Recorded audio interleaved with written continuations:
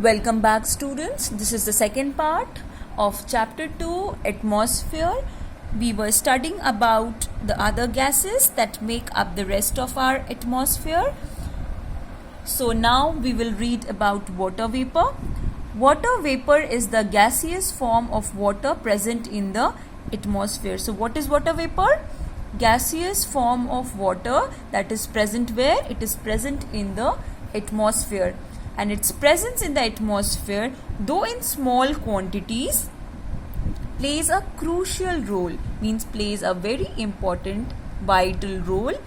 It is responsible for cloud formation and precipitation. Okay, so water vapor, it is responsible for cloud formation and precipitation, that is rainfall.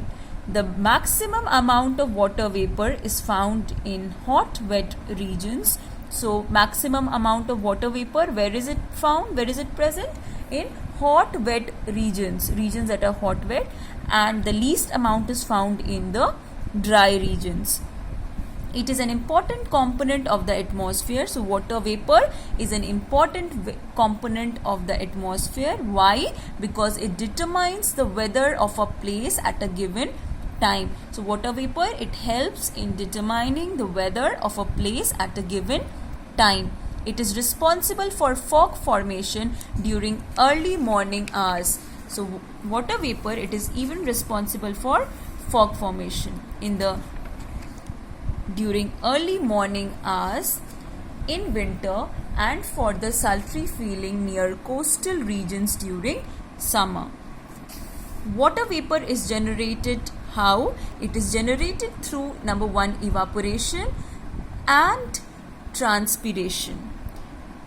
Evaporation takes place in the ocean, seas, rivers, ponds and lakes.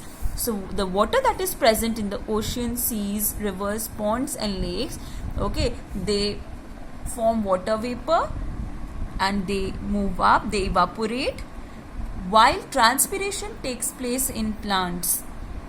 Okay, so the water that is present in the plants, on the leaves, stems or flowers, the water that is present, so it forms vapor and then it moves up. That is called transpiration. So water vapor is generated through evaporation also and through transpiration as well. And evaporation takes place where? In the ocean, seas, rivers, ponds and lakes, while transpiration takes place in plants. Next is ozone gas. Ozone gas is present in very minimal amount in the atmosphere. So ozone gas, it is present in very minimal amounts. Okay, it's not abundantly present. And where is it present? In the atmosphere. Though it is limited to the ozone layer, it is very important.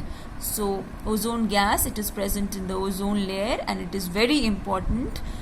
This gas protects all living beings by absorbing the ultraviolet rays of the sun.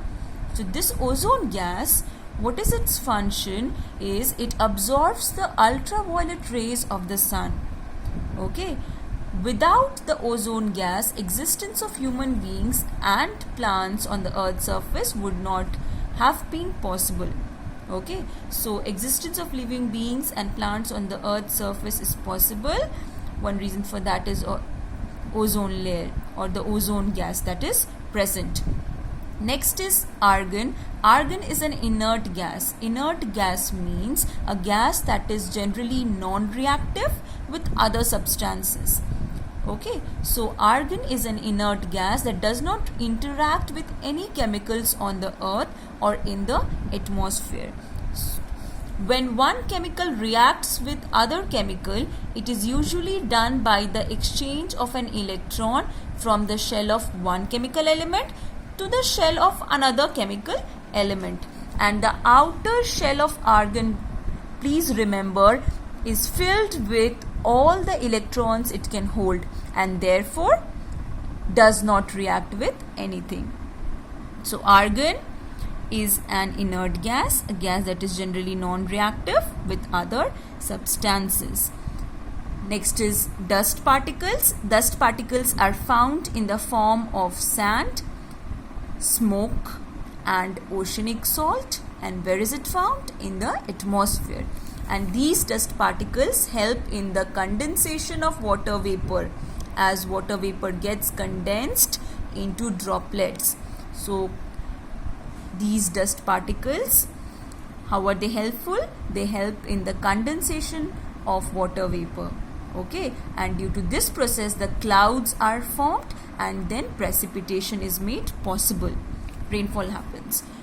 Dust intercepts and reflects incoming insolation. Insolation means the amount of solar radiation, sun's radiation, reaching a given area, and also contributes to the red and orange color that we can see during sunrise and sunset. Now we are going to study about the structure of the atmosphere. Now we all know that the atmosphere is an integral part of the earth and surrounds the earth from all sides.